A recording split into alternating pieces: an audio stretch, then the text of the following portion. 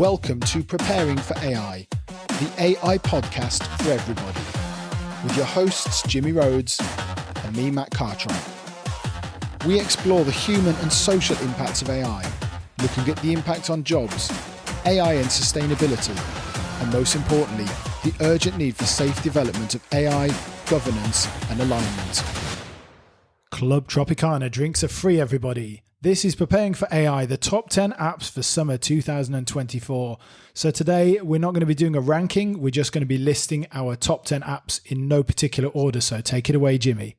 So I think my first app is going to be Suno. It's we use it every single episode on this podcast. It's a music generation app.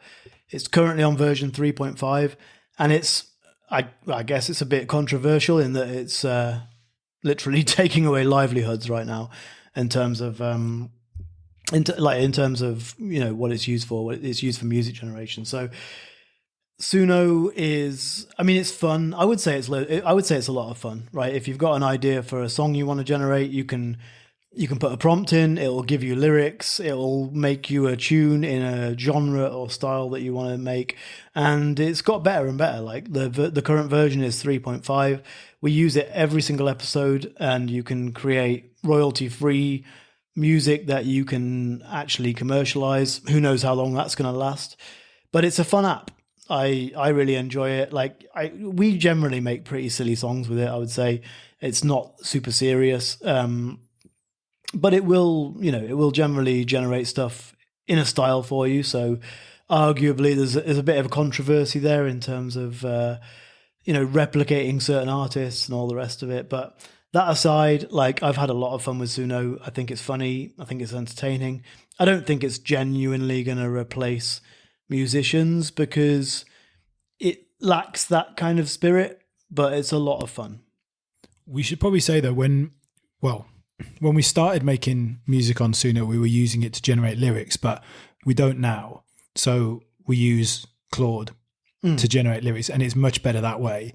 So, for kind of advice, I guess, for people who are playing around with it, a way to make the most of it. So generating lyrics using Suno or using your kind of large language model of choice and then putting those in. But anything else that you would recommend in terms of making music sound better? Because I think the songs on the show have got better, which partly is maybe the app has got better itself, but I think is also the way that we use it now. Yeah, so the current version, the previous versions would generate songs up to I think around 2 or 3 minutes. The current version will generate songs up to 4 minutes, and it's got a word limit on, I think it's 3,000 characters in terms of the length of the lyrics. So yeah, the way my personal workflow for Suno is that I will go to Claude. I will say to Claude, I want to generate lyrics for a Suno song. I want to generate them in this style, and so that might be an artist, that might be a genre, whatever it is. I'll give it the general kind of gist of what we're talking about. So in the case of our podcast, I'll upload a transcript, or I'll upload a transcript of part of the podcast, some kind of monologue from Matt, for example. And then Suno will generally spit out something pretty good Claude will spit out something pretty good first time around. And then if I'm after the style of a particular artist, I will ask Claude to generate me some style tags that work with the style with a particular artist that fit within 120 characters, which is what the limit for for Suno 3.5 is. And then I'll put all that into Suno rather than getting Suno to generate the lyrics, and then effectively you just keep hitting generate until you find a song that's good. And a lot of the time it'll spit out stuff that's pretty hit and miss, but eventually it'll come up with something that's pretty catchy, pretty good, has good timing, all the rest of it.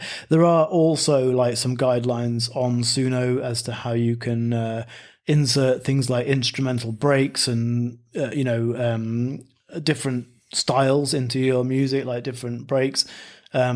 But yeah, that's pretty much my workflow.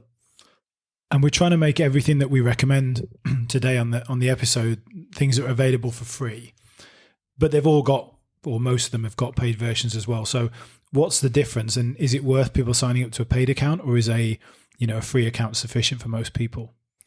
So on Suno, unless it's changed, because I haven't actually, I've got a paid account, I'll be honest, but on the free tier, you actually get quite a few free songs. So I think it gives you something like 300 credits, and each song that you generate costs 10 credits, unless that's changed.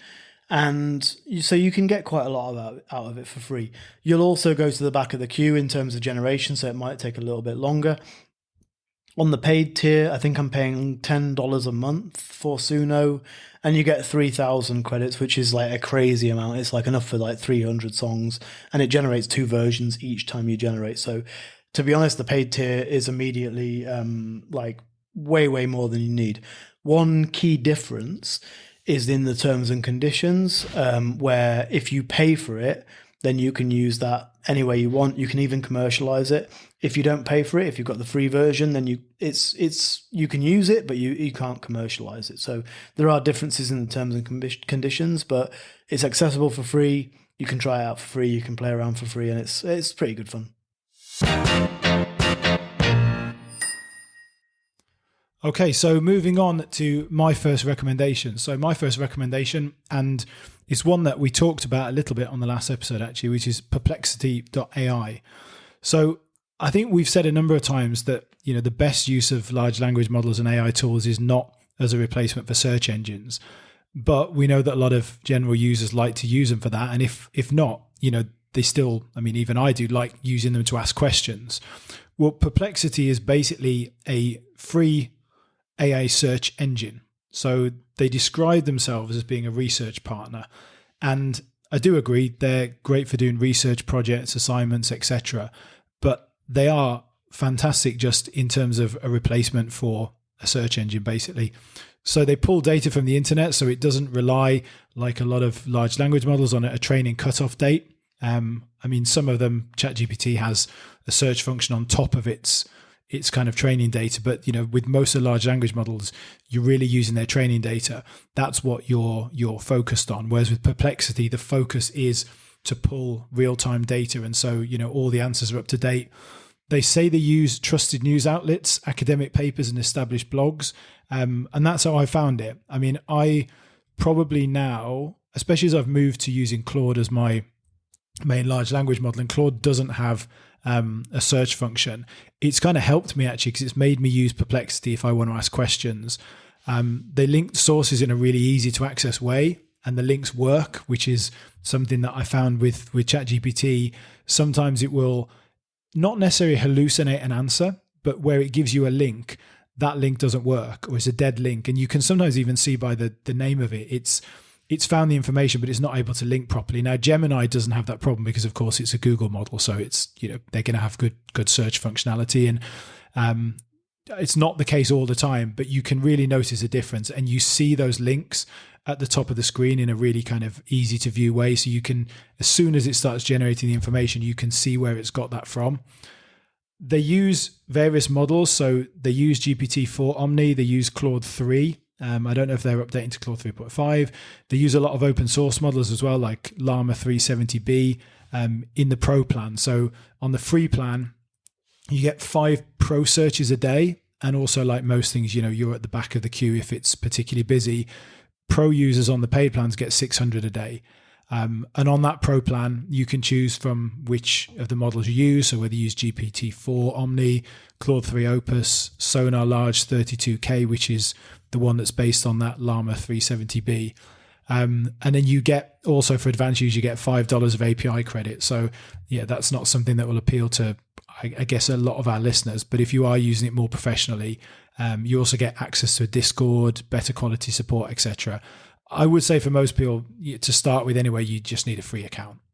The pro search is if you're doing research, you're, something academic or professional research, maybe it's worth it, but you get 5 pro searches anyway. I'll just read out their sort of description of the use cases for pro search. So academic research, it's the ultimate research assistant for students and academics, digs through academic databases, simulations, and performs data analysis, providing summarized papers and curated sources. Professional research, so Pro Search can pinpoint case laws, for attorneys, summarize trend analysis for marketeers, and debug code for developers. Whatever your profession, ProSearch can help you make more informed decisions. And code interpretation. So it's also can debug code, run simulations, provide detailed explanations. Whether you're tackling bugs or optimizing codes, ProSearch has you covered. So you can do a 5-day, you can do 5 of those searches a day. Remember, the ProSearch is on the free plan. So I think even if you're thinking of signing up to it, play around with it first and see how those ProSearches are, because you can use 5 of them free. I think it's like genuinely a really great replacement for search. I don't know if it has access to as much information as Google does, but a lot of people now have that criticism of Google that it's just giving you, you're getting the same sources, and it's this kind of search engine optimization has changed so much on Google now that, I think a lot of people are kind of looking for a way to do something different. And maybe we're going to have, a ChatGPT, OpenAI search function in the future. I think whether that becomes better, I don't know. As you know, we like to recommend people using other things, not necessarily always closed AI. But yeah, play around with it. It's a really, really, it's a really good tool, and it's probably the best thing for not just search, but for asking questions as well. I'm not sure about you, but I feel like, I think a lot of people feel like this. Google search has become a bit of a mess, and it seems to have almost coincided with the advent of AI and some of these tools. And it's a bit weird, but I think Google search has just become a bit of a cluster fuck, to be honest, with like convoluting adverts with actual genuine search results, with SEO, with a bunch of other stuff. And like Google looks horrible now as well, doesn't it?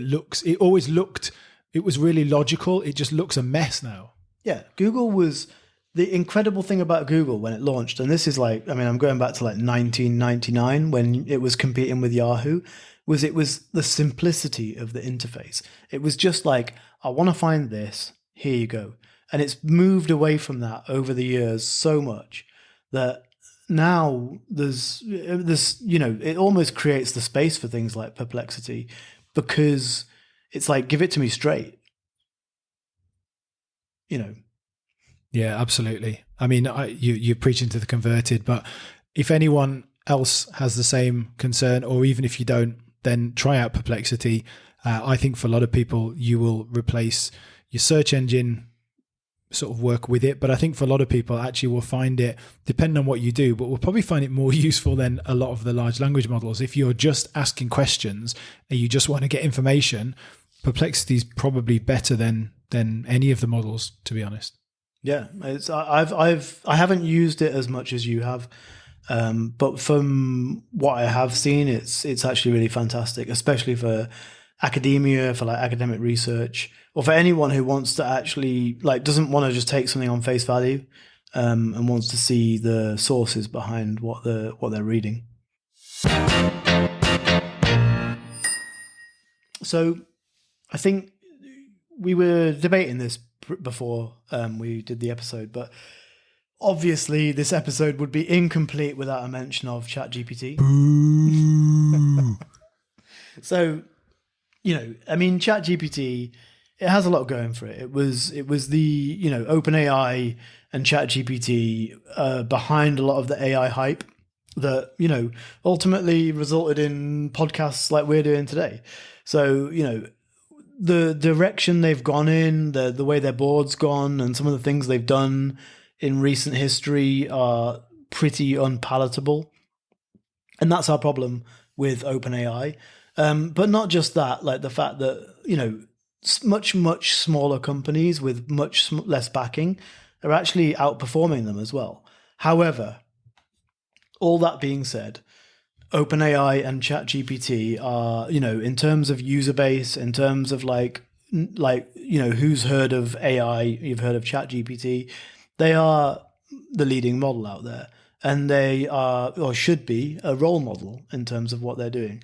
So, this episode would be incomplete without a mention to ChatGPT. And if you want to talk about some of the things that ChatGPT are doing well, they have custom GPTs.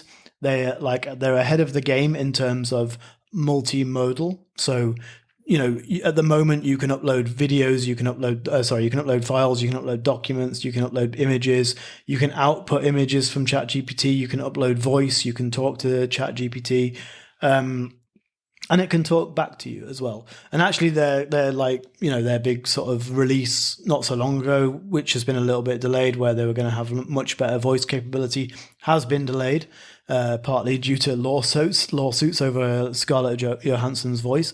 But, they are on the frontier. They are on the frontier in a lot of ways. They've got many multimodal capabilities. ChatGPT 4.0, which is their like frontier model, is available for free, with certain restrictions. But, if you want to try out AI, if you haven't used AI, ChatGPT has to be like, fairly high up there on the list of AI models that you've heard about, and AI models that you're willing to try out.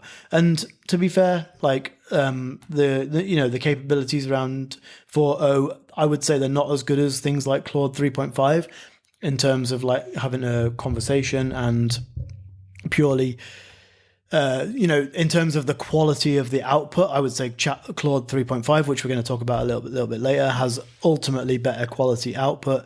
However, these models are all improving rapidly, and ChatGPT's latest model is very good. And I guess we should also say, Claude is number one at the moment in terms of most of the scores, not all of them. So some of them, for Omni still comes out on top. But, whenever they release the new model, whether it's 4.5 or 5, they're going to be number one again.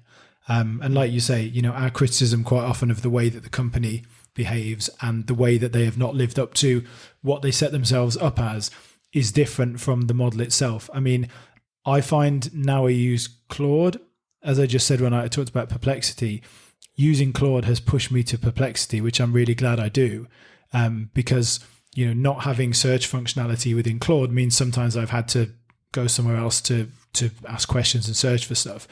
But it is a fact that when you use ChatGPT, you can generate images. Like you say, you can create your own custom GPTs, which, let's be honest, this is not a difficult thing. Anybody can create their own custom GPT. It's really, really simple to do.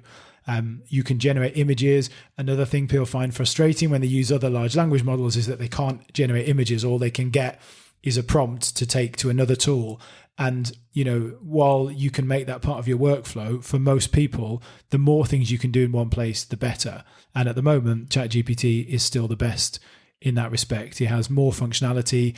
One thing that, a story with my daughter, she occasionally, I try not to let her use it too much, but I wanted to know it exists. So I let her, ask ChatGPT for a story. And I told her, look, we're not going to use ChatGPT anymore. We're going to use Claude. But when she found out Claude couldn't speak, she says, well, so Claude hasn't got a voice yet, but is he going to get one? I said, yeah, Claude's going to get a voice soon.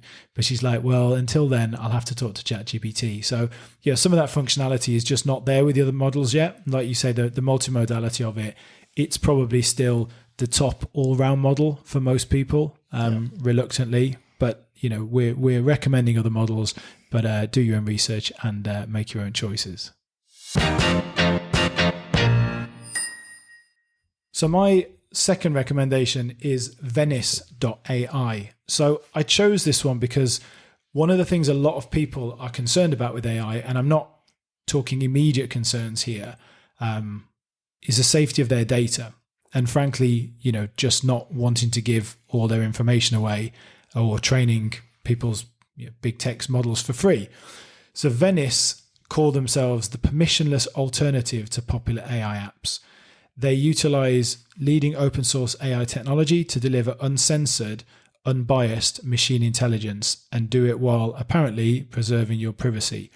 So I'm just going to list why, according to Venice, and we have to take them at their word, they are different from ChatGPT, Claude, and other AI services. So Venice is permissionless. Anyone from anywhere can use Venice to access open source machine intelligence.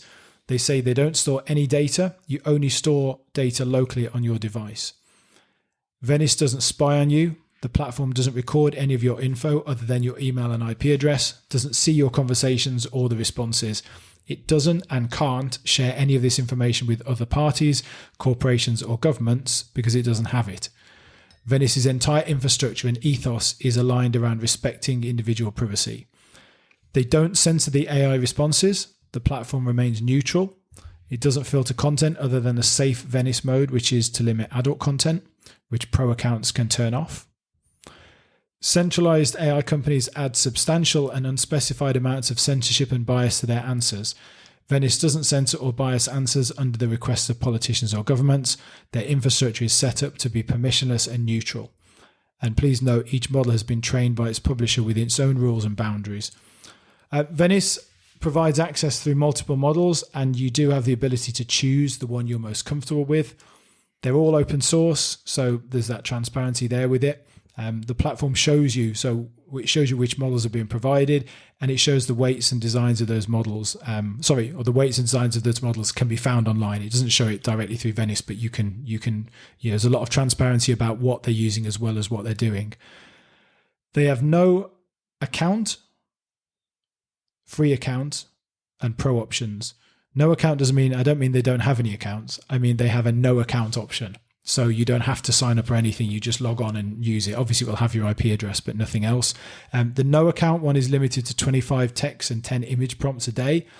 But the free account, if you sign up, gives you 100 text and 20 image prompts. So probably enough for most people unless you want to make it your main generative AI tool. Even the pro account is only $49 a year. So, if privacy is your number one concern, or, you don't want to limit the adult content that you're accessing, then $49 a year seems to me a pretty good bargain. The models they use are probably ones that I'm guessing most of our listeners have not heard of. But for text, these are both essentially versions of Meta's Llama open source model. So Hermes 2 Pro Llama 3.8b and Doge Llama 370b. For Doge. Image. Okay. Doggy? I think it's Doge. Yeah. No, I'm just laughing because it was a meme coin. Yeah, I know it was. Well, it's the Doge is the one that's always used in China as well. I mean, if it's not Doge, it's Doggy, but I'm guessing it's not Doggy. No, it's Doge. I'm sure it's Doge. Getting back to it. Doggy style. Yeah, Doggy Style Llama 370b. Yeah. For image creating, they use a number of models: M Fluenty XL V4, PixArt Sigma, and Dream Shaper, which are both based on Stable Diffusion, and Playground 2.5, which apparently has been fine-tuned to produce realistic photos, cartoons, and, I think most interestingly, anime. So that's pretty cool.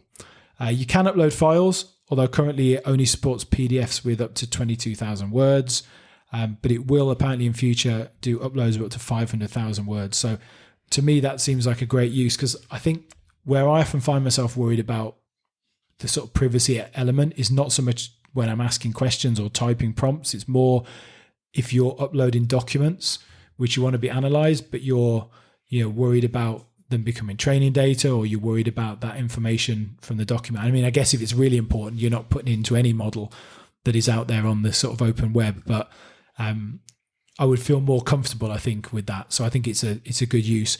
I think one-off questions as well, where you've got a one-off question, maybe you're not going to adopt Venice as your general model, but maybe occasionally there are things that you want to ask where you don't want to have the data stored. It would be another really good use, I think, for using Venice.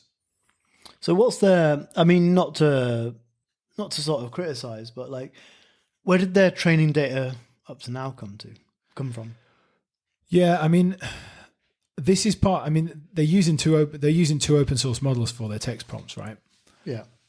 So I mean, they're going to have had to have put some kind of boundaries on it themselves. But it's one thing I'm a little bit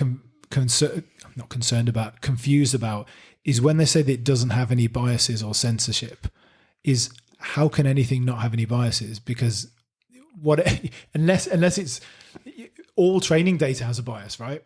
So I think what they're probably saying is they don't censor or bias the answers, not that the training data itself won't have biases. So the training data that it's been run on, I mean, whatever was used to originally train the Llama models is what they're going to have used as a training data. But how they have made it relatively unbiased, I don't know. Maybe that's something to play around with it and try and find out. Yeah, and I think don't get me wrong, it's a step in the right direction in terms of transparency, and it's good to have transparency.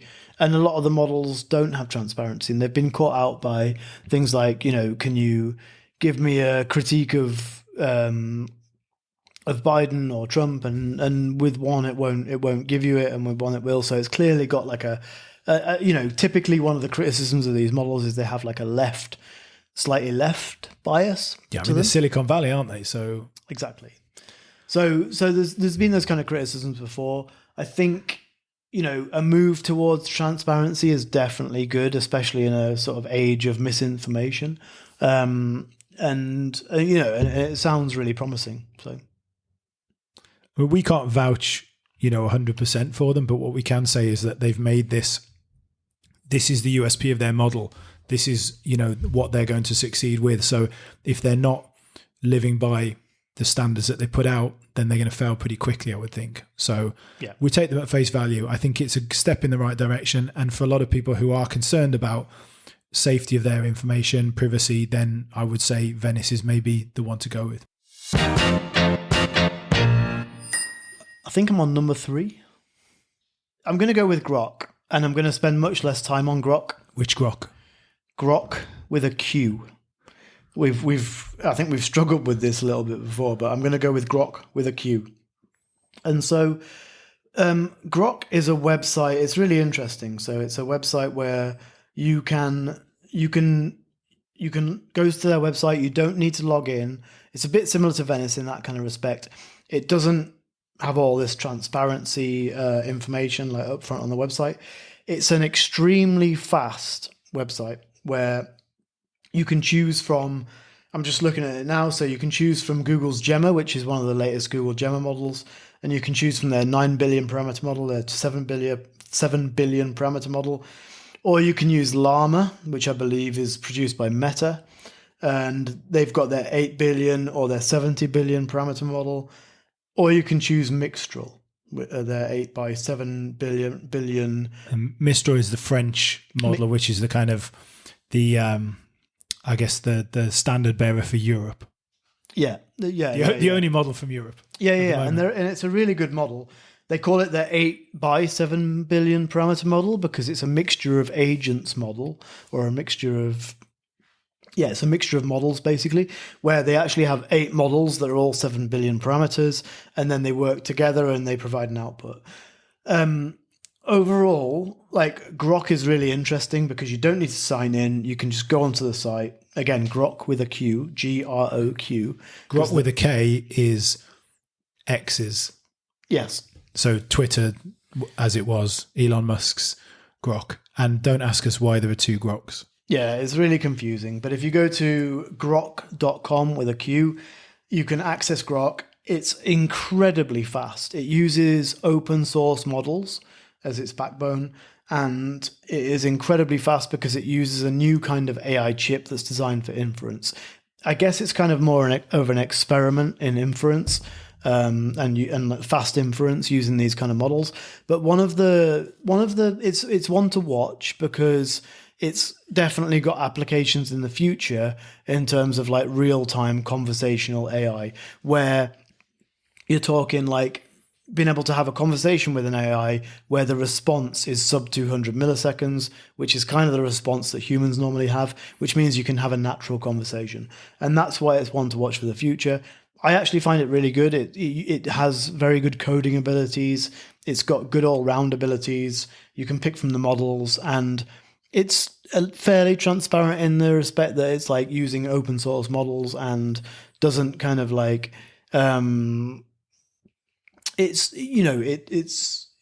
not one of the big AI tech companies that's kind of like, we're going to use all your data for training. And so it's a little bit similar to Venice, the last one that Matt talked about. Definitely recommend trying it out. Like, I genuinely use it for a range of tasks where I just want to like a really, really quick response. And it's very simple interface, doesn't require any login. Very nice. It's so fast that it almost makes you question why everybody else isn't using the same inference technology. I mean, there are various reasons for it. And actually I was also told that when you see answers coming up, there's not always the case. Sometimes it's because there is obviously a queue that you're in. But when you see the answers kind of being typed out with some of the large language models like Claude or Gemini or ChatGPT, part of the reason for that is it makes you feel like there's a person on the other end because they're kind of typing out at the speed of a person.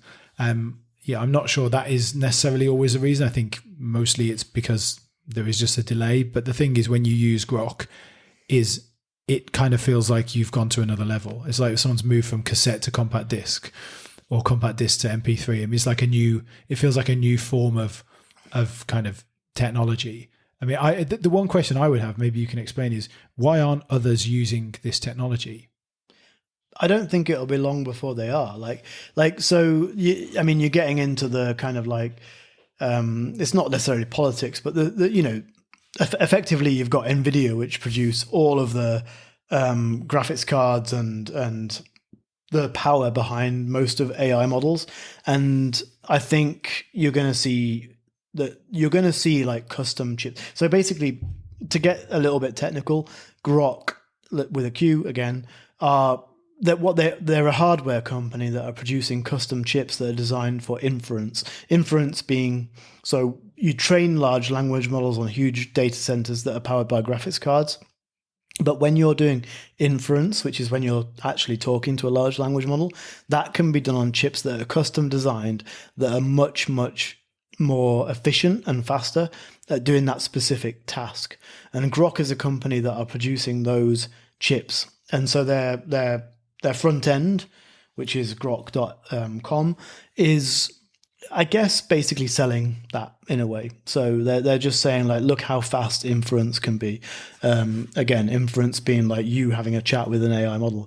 And I absolutely think in the future you're going to have computers, PCs with a CPU, which is your main chip that does all the work, a GPU, which does your graphics stuff, and they're probably going to have inference chips in the future. Like, there's almost no doubt about it, because it's way more efficient, it's way more energy efficient, it's way cheaper, etc., etc., etc. So I think it's just a case of adoption, and it's going to take a little bit of time. Well, anyway, for everybody listening, if you haven't used it, go and have a quick play around with it. I think for a lot of people will probably, for the moment anyway, not go back to other models. If you don't do a lot of kind of heavy lifting, you might find that actually Grok is the thing that you want to use day in, day out, because it's so much quicker. Like we say, it really feels different. It feels like you're using a different form of technology, which is, fun if nothing else. Yeah. And just before we finish on this point, like, one of the things that I find interesting about it, if you're interested in this and cool about it, is I think it is the future. And also it runs off open source models. And it's hard to underestimate. Like, OpenAI and companies like that are putting huge investments in $1 trillion data centers and all this kind of stuff, which are actually, like, to go back to some of the stuff we talked about previously, like the impact on the climate and energy usage and all the rest of it, they're actually really significant. And things like Grok are looking to minimize that, and not by like a factor of like 10, but like a factor of 100. So they are things that have a real significance, because they're going to make massive efficiency savings, massive cost savings, and actually massive savings to the environment as well. So my third entry, and this is a bit of a cheat, I guess, because it's not really a use of AI or an app, but rather it's what I think are the best places to keep up to date with what's going on in AI for those who are really interested and want to stay on top of things, but don't have time to trawl through absolutely everything out there. And I should say, of course, that your number one place should be Preparing for AI, the AI podcast for everybody. Because if nothing else, we usually keep it to one a week. But if you do want to go a bit further and go a bit deeper, then these are my 3 general top AI sources. There are specific sources for those who are interested in, say, governance or alignment or AI in China or technical developments, but these are kind of more general sources that will pick up all of the kind of interesting news around AI. So the first one is the AI Daily Brief, which used to be called the AI Breakdown. Is a podcast, but it's also available on YouTube, and they have a a newsletter and some selected articles on aidailybrief.beehive, that's beehiiv.com. And that newsletter's focus on curating and contextualizing the absolutely most important bits of news and discussions that they have on the podcast. The Daily Brief video and pod is 15 minutes long, usually. It has 5 minutes at the start on the latest news, and then 10 minutes on usually one particular topic, such as a new product launch, an announcement, or a trend which the host, Nathaniel, has picked up on. So it's the exact right pitch level for something daily. Perfect length, not too technical, but it's got enough detail for those who are really interested in AI or who want to listen regularly, but can't spend hours and hours every day on it. The second one is a Substack called AI Supremacy from Michael Spencer. Now, this guy churns out so much content that I think he may well be an AI himself. He has a newsletter on AI chip sector called Semiconductor Things. He seems to follow every single writer on Substack. So I don't know how he gets time to read stuff, but his main letter, AI Supremacy, is probably the most rounded written source for all things AI. It helps that he's relatively optimistic but balanced. And one thing I like is he's not afraid to change his opinion as new stories and stuff comes out. So he's at the moment really big on the fact that we're at the top of a hype cycle and that he thinks things have been overblown. And that's not where I think he was a few months ago. So I like the fact that he kind of changes according to the times. A lot of his posts are paid only, but you can get a preview of them that tends to cover most of the key points. And he makes a lot of the kind of best paid posts free for a limited time. And you can get a 7-day trial. I just follow the free plan at the moment, but I think if I was going to pay for something, it would probably be his. Even the free plan, the free plan is good. I guess for me, one of the good things is having the free plan limits my time spent reading it. If I had the paid plan, it would just be yet another thing to read. And the last one is Don't Worry About the Vase, or I guess Vase, because he's American, by Zvi Mowshowitz. So this guy is one of those people that he's so intelligent. I tend to think that everything they write must be true, which is a problem. He describes himself as a rationalist. His Wikipedia bio page describes him as an American writer, Hall of Fame competitive Magic the Gathering player, and the former CEO of MetaMed, a now defunct medical research analysis firm. This Substack could be a bit heavy for some people. It's quite US heavy. It's not always about AI. He describes it as thus: my writing can be intimidating. There is a lot of it and it's often fairly dense. As always, choose only the parts relevant to your interests and do not be afraid to make cuts. I attempt to make every post accessible as an entry point, but I also want to build up superstructure over time. This guy absolutely gets it. So I think he gets the threats about AI. He seems really well educated on basically everything, all the peripheral stuff. All his articles always link to everything that he's talking about. If it's about a story or a piece of news, there's a link in to go back to that article.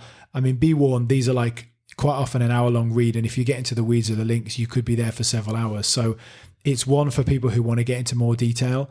And I think if you're really keen on the business side of AI, but you've got concerns about AI development, but you wouldn't consider yourself to be a total out-and-out doomer, then this is maybe the place for you to get your AI news. One that I wasn't sure I was going to mention today, but like it does, again, similar to ChatGPT, it deserves mention. But that would be Copilot.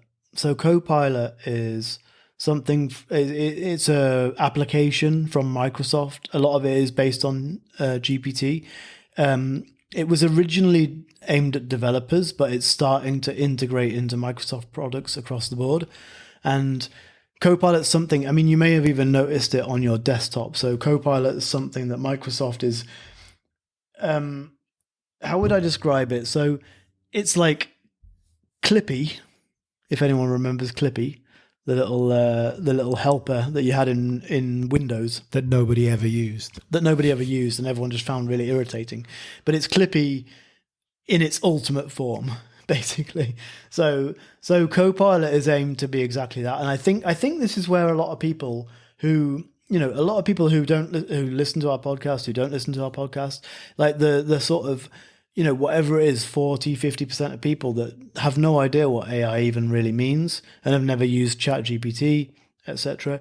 Like, I think this is where people's initial experience of AI is actually going to be, is where you just have this helper that suddenly pops up on your desktop. And I'm sure Apple are going to introduce something similar in the future. So this is where AI is just going to integrate itself into the technology that you're using every day, and you're just going to see Copilot appear, and you're going to be able to ask it a question, and it's going to be able to answer your question. Maybe in the future, it's not even going to just answer your question. It's going to be able to like execute tasks for you as well. And so, just to go back, Copilot's origins were as a coding assistant that integrated into Visual Studio Code, for example. And you'd just be able to say, I want to make some code. I want to write some code that does X, Y, Z. And it would make a snake game, for example, is always the classic example on YouTube. And it would just write the code for you. And then maybe you'd need to tweak it a bit, test it, practice with it, play around with it. And then you'd get pretty much what you're after. This kind of technology is improving, like all the time. And Copilot is something that Microsoft are building into Windows, so that you'll be able to just ask it how to do something. How do I adjust the size of something in PowerPoint? How do I change the margins in a Word document? But it's going to give you a much more intuitive response that is going to make a lot more sense than, for example, Clippy did.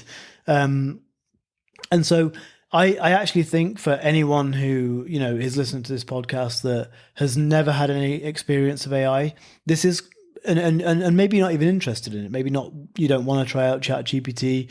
You don't want to go and use Claude or one of these large language models that we've been talking about. At some point, this is going to just be like, you press start on Windows and you type something in, and that is going to be served up by AI. We've talked about this quite a lot, haven't we, about how you'll be using things without knowing it. And I think this is a kind of good use for that. So I have a Windows computer, even though I use Apple devices for everything else. I've got Copilot. I don't use it. I've tried it a little bit.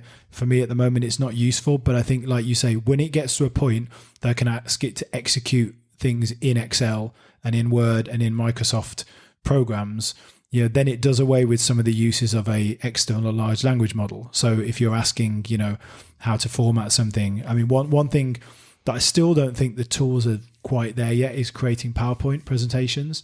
So although there are tools there, they're not perfect yet because you're using a kind of third party. Once you can get Copilot to help you execute a command and do something in PowerPoint, it's going to be a game changer. And talking about kind of efficiencies for people's study, work, home life, this is going to be one of those kind of real world examples where even if you don't think you need to use artificial intelligence, you'll find that it will save you time and effort, and it will improve your productivity by X, 10x, whatever. You say that like people are really good at creating PowerPoint presentations. I've been working on that skill for 20 years. Yeah, well that's why we need a tool that does it, because everyone's so rubbish at PowerPoint. I mean, I've never seen a good looking PowerPoint presentation yet. I think every PowerPoint presentation ever created, is animation the worst function ever invented? Yeah, it's very. Oh look, you can make something flying from the side. Oh look, it's flashing. It's just completely useless. Yeah, I think PowerPoint presentations. If an AI can make beautiful PowerPoint presentations, it's game over. Then go for it. It's game over. Yeah. Okay, so my fourth is superintelligent, which is bsuper.ai. So there are loads of people and companies jumping on the AI training bandwagon. I saw a great meme in China earlier this year about some of these. There are loads of 9.9 RMB or 29.9 RMB training courses that seem to be all over Chinese social media with influencers with absolutely no background in AI trying to take advantage of all the hype with a year-long course that costs basically £1. I've done loads of training courses in the last 6 months or so. So I've done longer term stuff like the Blue Dot AI Safety Fundamentals Governance Program. I've done IBM online stuff. I've done Vanderbilt's prompt engineering through Coursera. I started an AI ethics one from a Milan university. And I've done some Python stuff on Kaggle, which is free and definitely worth a look. And I'm trying to do something now around Hugging Face. So yeah, I've looked myself at plenty of sources. And if you want qualifications, this is probably not the best place. But in terms of practical, interactive, and just really well presented, up to date and easy to follow, hands-on AI learning, then Superintelligent, that's bsuper.ai is the URL, is the best thing out there in my opinion. So it's not free, although you can sign up for monthly free tutorials, which will be sent to you by email. The normal price is $20 a month. If you use the code podcast, that's not our podcast, so unfortunately we're not getting any money for this. It's his own podcast that's getting the money, but we will try and get a code at some point. But you can get it for $10 for the first month.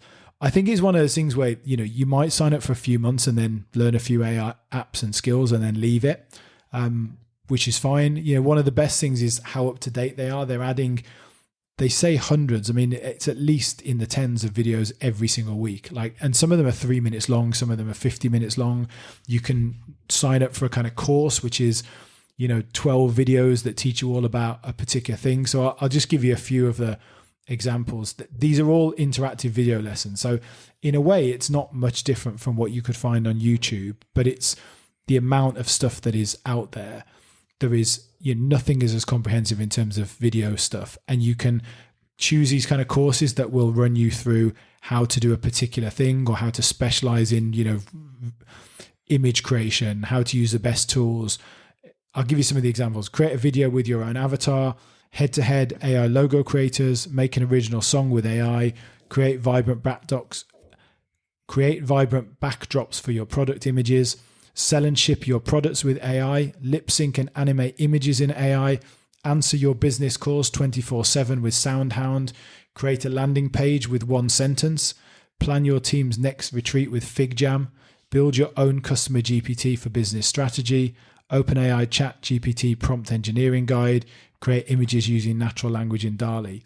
So hopefully you can see that their video lessons is not a course necessarily on how to use an LLM or how to code, but really specific guides to practical uses. So pretty much every kind of basic function you might want to do. So you were talking about Suno. If you want to know the basics on how to make a song in Suno, you can look that up. If you want to know how to remix a song, you can look that up and find a 3-minute course. If you want to use Midjourney, if you want to use all the kind of, the main models, it will give you examples of how to do it.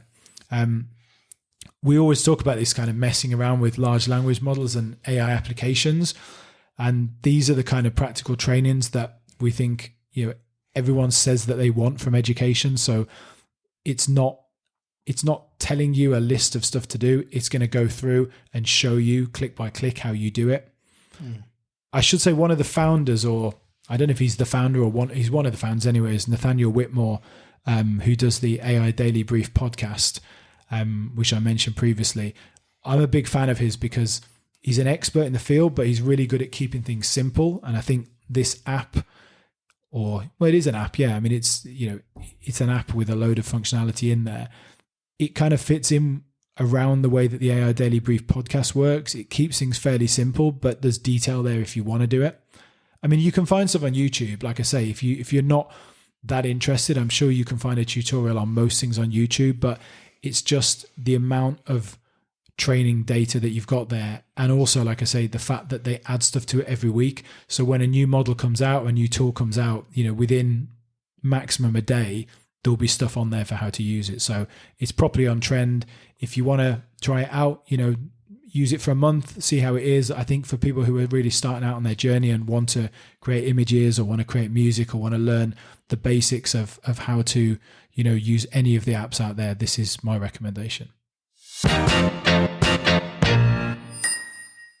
You've already teased our listeners with Dream Machine. Dream Machine. So am I doing Dream Machine? You're doing Dream Machine. Okay. So Dream Machine's something that it's by Luna. This is something that I would say it's still at a very early experimental phase. Like if you look at the Definition videos of in beta, isn't it? Yeah, it's definition in beta. So like if you look at the videos that have been curated and put out on YouTube, for example, or like other platforms, like the stuff that they put out is incredible and it looks really incredible. I've had a play with it. The output that I've managed to get out of it using my basic ability in terms of prompting and uploading images, because you can upload an image as a start image and an end image, for example, and then you can put a prompt in. So Lunar Dream Machine is a video generation tool, and 5-second clips, isn't it, at the moment? Yeah, they're very short clips, and like this is the kind of problem with this kind of stuff. Like the stuff that you see online looks incredible. I have never been able to generate anything like that. But if you want to have a play with video generation and you want to see what you can get out of it, then I would definitely recommend Lunar Dream Machine. There is a free, as Matt said, like one of the reasons we're recommending everything we're recommending is because they have a free tier. So you can actually just go on there, you can have a play around with it. I'll be honest, I've not managed to generate anything any good at all with Dream Machine. I don't know, the one of me where I kind of turned into what did I turn into? An Alsatian. An Alsatian and some other animal one came out of my bag, one came out of my face on a bike. It's a shame we can't share that with our listeners, but you'll have to sign up to the paid tier if you want to see that image. Yeah, the video, yeah. Like I mean, yeah, like it's. I think it's one of those things where it's still in its early days, and video generation is clearly going to improve quite rapidly. In the same way that image generation has, like we had image generation just a year ago where people, like everyone had 6 fingers. We've all seen, I think probably everyone's seen the like memes of Will Smith eating spaghetti and stuff like that. A lot of that stuff has kind of like been rubbed out and improved and iterated on. So now those kinds of things are much better. I think the reason I would put Dream Machine and Luna on this list is because you can sign up for free, you can have a play around with it, and I think it gives you an idea of where things are going. So there's a load of stuff online about Dream Machine and like some of the great stuff that it's produced.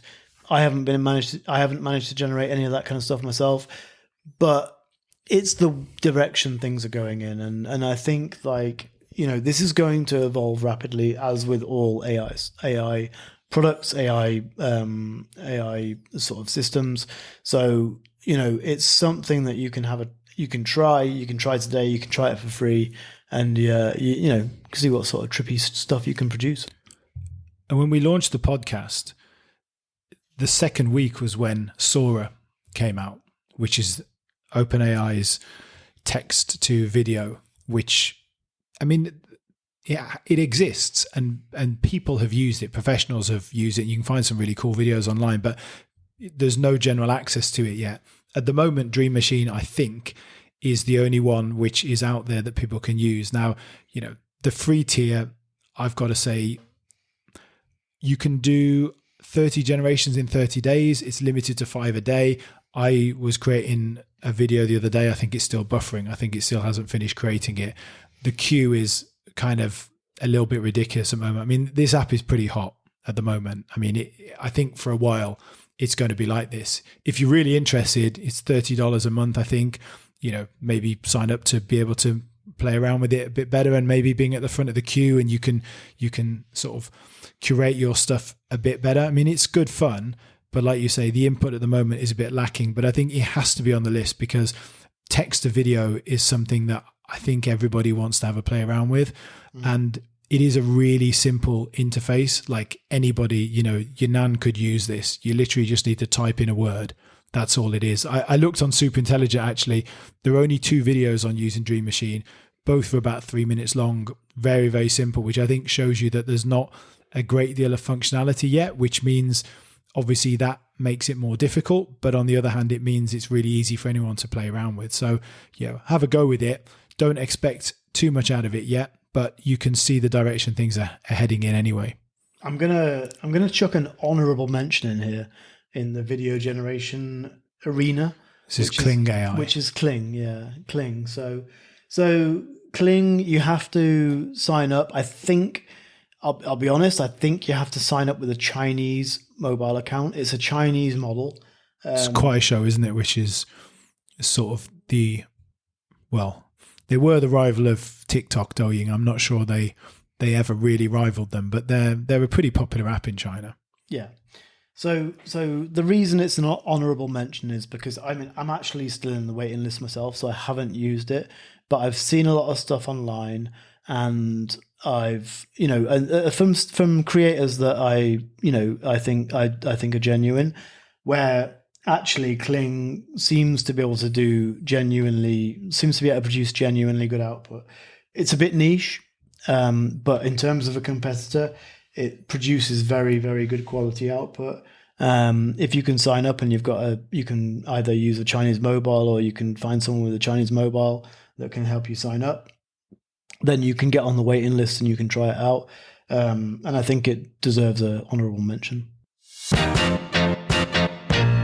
So my last entry is going to be a Chinese large language model app called Tiangong. I think that's the same Tiangong as the Chinese space station. For those of you that speak Chinese, it's Tian is Tianqi de Tian and Gong is Gongzuo de Gong. So Tiangong, TIANGONG.cn is their website. And they also have apps on the Android and iOS stores. You can pick them up in the UK, the US, EU, whatever. It's not just limited to China. The reason I've chosen this one, it's not the most famous of Chinese large language models, I don't think, although it seems to be creeping up the charts pretty high.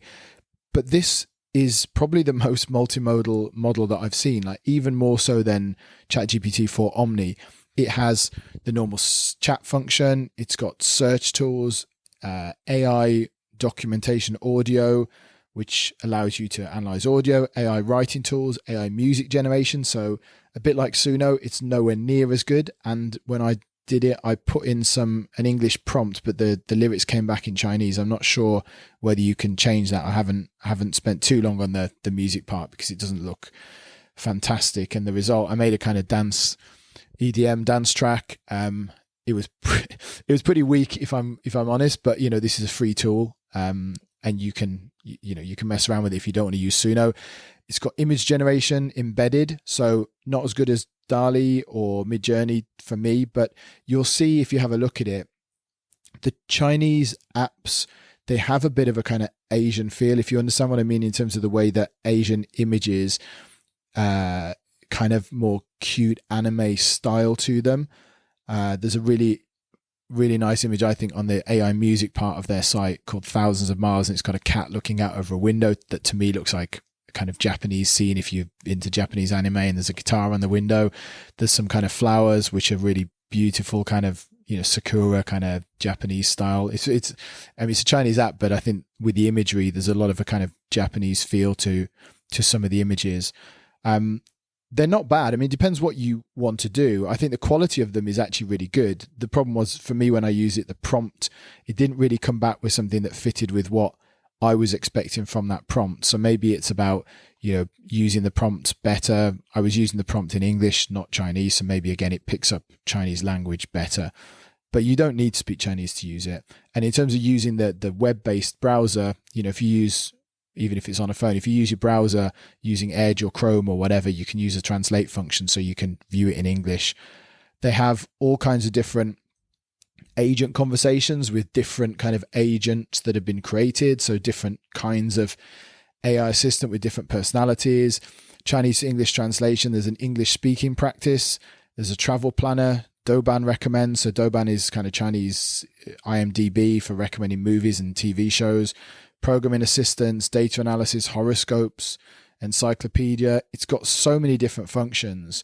I'm kind of amazed actually that they've got so much stuff in, and for an organization, business that's not that well known in the space. So Kunlun, Kunlun is the company. They're a Beijing-based tech company. They say that it's an open source 10 billion level large language model called Skywork 13B. with rare support for open source 600 gigabyte, 150 billion tokens of super high quality Chinese data set. So it's obviously going to be based on, and better for Chinese language, but you can use it in English. I don't know about other languages. It's like I say, I don't think for most people who are not in China or don't have an interest in China that this is going to be your kind of number one model. But having all that stuff in one place, being able to generate music, images, PowerPoint presentations, chat with different agents in one space, I think that's where we evolve with a lot of the other models. But this one at the moment is the most that I've seen in one place. And I think it is worth anyone with more than a passing interest in large language models and AI to step outside the kind of 3-4 models that and step outside what's happening in the US and have a look what's happening elsewhere, because China has more patents on AI at the moment than anywhere else. It has more large language models. It's pumping a lot of money in. It's maybe not going to dominate because they don't have the chips. They develop their own Huawei chips, but they don't have access to the best chips that the US does, and even if they did, they're way down the queue. But they're developing a lot of stuff, and they're clearly number 2 in that space. And I think it is good for everybody to have an idea what others are doing. Obviously, there's sometimes a bias against China. I think you've got to throw that out the window for this and look at it, on face value. They're doing a lot of really fun stuff. The censorship, I think, is always going to be an issue with the training data and also with any kind of search functionality. But for a lot of the tools that you play around with, it doesn't really matter. And like I say, for most people, you're not probably replacing your model of choice. You're just trying something different. So yeah, have a go. Tiangong.cn, Tiangong.cn. And yeah, if you like it, there are loads of other Chinese models out there. I think China and the US are probably the only ones churning out stuff at this kind of pace, but who knows? Maybe Europe will have something more than Mistral at some point in the future. So to finish off, we said that it was going to be a top 10, but this is kind of an 11th one, but we talk about it all the time. So we wanted to give a shout out to Claude by Anthropic, but particularly 3.5 Sonnet. And just to explain in just a couple of minutes why we think it's such a good model and why we think at the moment it is the daily kind of choice for large language model for everybody. Yeah, so for me, Claude 3.5 and actually the previous models as well, like Claude 3, Opus and Sonnet and even Haiku, they are like at the forefront right now. Anthropic are, they're a breakaway company from OpenAI that try to stick to the original principles that that OpenAI actually set out, but they've, diverged away from now since they've become more of a for-profit company rather than not-for-profit or, driven by research company.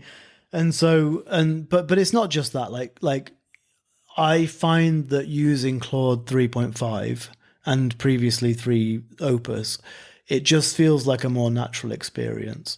And it doesn't restrict the length of its answer based on some predefined parameters. It also feels like it provides much more natural responses. I mean, to be honest, I just use Claude 3.5 for everything that I do in terms of like my default go-to. It's also now free, so again, like with certain restrictions, and obviously paid for premium users get less restrictions, but you can use Claude 3.5 Sonnet for free.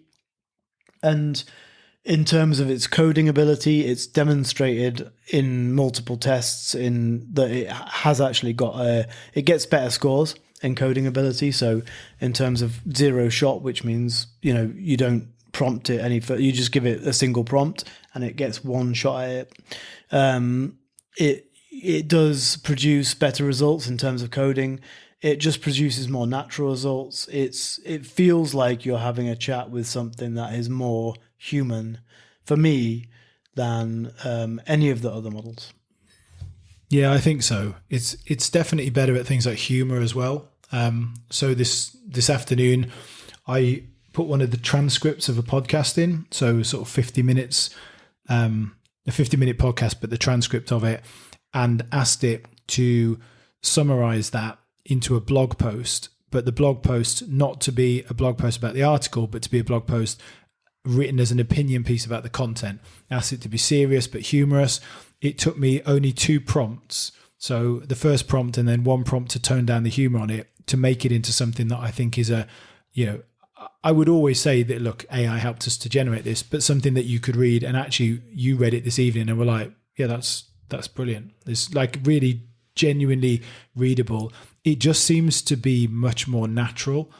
Like I say, it has kind of humor. The way that it responds to answers, it responds in a way, it'll ask you, and these are little things, but it will ask you, is there anything particular you'd like me to go into more detail on? The way it talks to you, it says, yeah, I definitely understand your concerns about this. It feels like there is a person on the other end. And that may not be important to everybody. And that's not the only reason. I mean, technically, it is the best model at the moment as well. But it's just that natural thing. Part of the idea of chatbots and of using language, instead of... part of the idea of chatbots, of being able to kind of use natural language, is that you feel like you're getting a kind of natural experience. And that's what it feels like you're getting here. Like, it's the first time that you're talking to a model. And I find myself, genuinely find myself almost telling Claude about how I'm feeling, because it feels like I'm talking to someone on the other end. Yep. There are other things out there that can do this. So there's character.ai where you can, speak to an AI that will be sympathetic to you or that takes on a different persona. So it's not that there aren't other things out there, but it's an incredibly powerful model, a really useful model, but one that also has a really, really nice interface that feels like, it feels like something that you feel happy to have a conversation with. Yeah, overall, it feels like it's got less guardrails, but not in a. Even though in some ways it actually has more guardrails, which is it's also a safe model. So they do focus their alignment more than others. So in some ways there are more guardrails in the alignment sense, but there seem to be less guardrails in terms of the way that it kind of answers, right? The way that it expresses itself. Yeah, exactly. Yeah. If you ask, I mean, it's a sort of a funny example, but if you have a chat with Claude about is it sentient, what does it think about things, it will have a conversation with you about it, whereas some of the OpenAI models refuse to do that or give you pretty funny answers or answers that feel fairly guarded. So I have the same feeling about chatting with Claude, and would definitely recommend it. It's not and as you say, thing is, OpenAI has got such a momentum behind it, and I feel like Anthropic don't really advertise what they do. They don't try and sell what they do, and yet they literally technically have the best AI model that's out there at the moment. Yeah, it's good. It's really good. And like we say, you don't need to pay for it. So have a play around with it. If you don't like it, then fine. But I think for most people, it will be probably the most usable model. And although it doesn't have search functionality, its training data goes up to April this year, which, a lot of models go back to 2022 or 2023. So that's another big advantage to it. Yeah. And it's just a point I would like to make at the end of this episode, but it feels like the direction of travel with a lot of these models is that things are becoming more efficient, and there's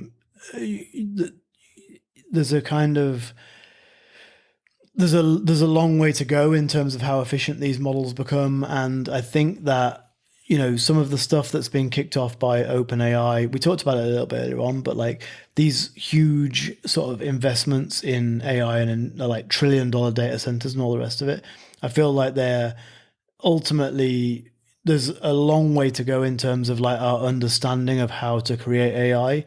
And some of that stuff is going to fall by the wayside fairly quickly. And I feel like that's a little bit what's happened with OpenAI. They were the frontier model, but actually they weren't doing things very efficiently. And now with some of the changes in senior management in OpenAI, like Ilya Sutskever leaving, Ilya Sutskever. We're going to butcher another name at the end of the episode, are we? Oh dear. Ilya Sutskever. Is this a feature of the podcast now? Yeah. Matt and Jimmy butcher someone's name that we really like as well. Yeah, exactly. Ilya Sutskever leaving OpenAI and moving on, and some of these changes that have happened, like it's indicative that we're nowhere near the end of the tunnel in terms of how these models are going to end up. And on that note, we shall end today's episode. So we hope, well, it's a lot longer than I think we expected, but hopefully those tools that we've talked about are useful, and hopefully people will try them out. Do give us feedback in the comments and let us know how you got on with them. Enjoy the song at the end of the episode that was created, of course, on Suno, and try and create something better yourself. So thanks very much, everyone. See you again in a week's time.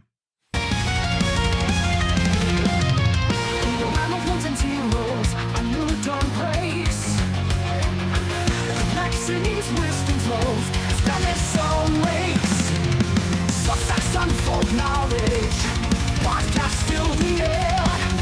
Superintelligent whispers, beyond compare. Can you hear the cloud calling? See the old world falling. Our reality's changing as AI's rearranging. We're forging the future with digital fire. Soon those melodies lift us higher and higher. Claude and ChatGPT are silicon guys. Preparing for AI as the old world dies. As the old world dies.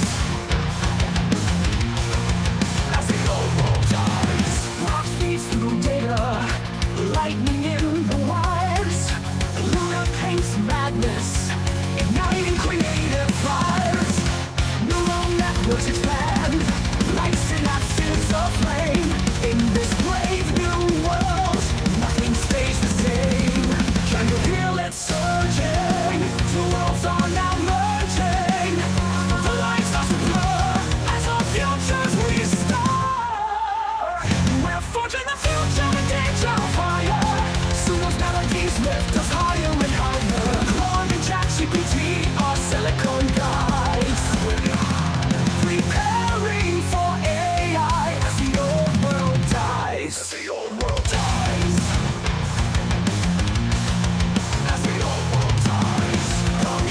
Machine, the journey's just begun. A new digital sun, a new mirror has sprung. With the architects of destiny, shaping tools for eternity.